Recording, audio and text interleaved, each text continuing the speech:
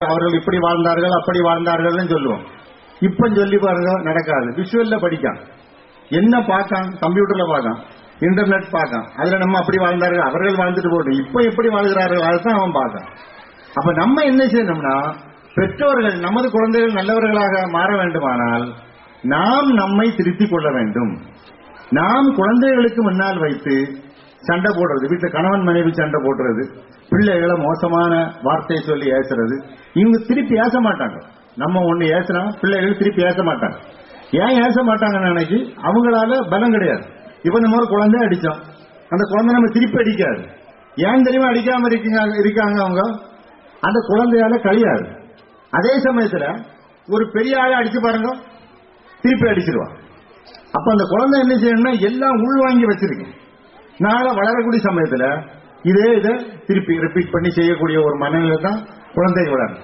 அதனால ஆசிரியர்களும் சரி பெற்றோர்களும் சரி, யார் தங்களுடைய குழந்தைகளை நல்லவர்களாக நல்ல பண்புள்ளவர்களாக வளர்க்க வேண்டும் என்று நினைக்கிறார்களோ அவர்கள் முதலில் தங்களை தாங்களே திருத்திக் கொள்ள வேண்டும்.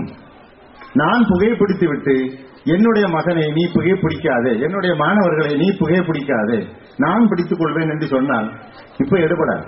முதல்ல நீங்க நிறுத்துங்க, அப்புறம் நான் நிறுத்துவேன். நான் சாராய கடையை போவேன், நீங்க ஒரு மது அருந்தக்கூடாதுன்னு சொல்லிட்டு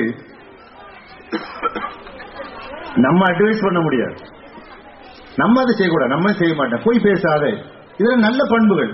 முதல்ல நம்ம பொய்யை நிறுத்துவோம். ஏன்னா செயல்பாடும் எந்த மனுஷனும் இன்னைக்கு மேடை பேச்சாளர்களை பாருங்க, மேடையில் யாரு சகட்டு மேனிக்கு பேசுவாங்க. அட்வைஸ் இன்னைக்கு ஈஸியா கிடைக்கும். எல்லா மேடைகளையும் அட்வைஸ் முழங்குறாங்க. அந்த மேடையை விட்டு இறங்கி பின்பக்கம் போன உடனே அவங்களுடைய செயல்பாடுகள் நேரம் மாறிடும். இது யாருக்குமே தேவையில்லை. ஒரே ஒரு சம்பவத்தை சொல்றேன். வந்து கேட்டாங்க, ஒரு பையனை கூட்டு வந்தாங்க, சின்ன பையனை. என்னத்துக்கு கூட்டு வந்திருக்குன்னு கேட்டாங்க. அவங்க சொன்னாங்க, இந்த பையன் அதிகமா ஸ்வீட் தின்னுட்டே இருக்கான், இவனுக்கு கொஞ்சம் அட்வைஸ் பண்ணுங்க, ஸ்வீட் திங்க கூடாதுன்னு சொல்லிட்டு அதிகமான மிட்டாய் திங்க கூடாதுன்னு அட்வைஸ் பண்ணுங்கன்னு சொன்னாங்க. அப்ப நபிகள் நாயகம் கொஞ்ச நேரம் யோசிச்சாங்க. அந்த அம்மாட்ட சொன்னாங்க, இன்னைக்கு கூட்டிட்டு போங்க, ஒரு வாரம் அப்புறமா கூட்டிட்டு வரணும்னு சொன்னாங்க. இந்த அம்மா கூட்டிட்டு போயிடுச்சு. அடுத்த வாரம் கூட்டிட்டு வராங்க. அடுத்த வாரம் கூட்டு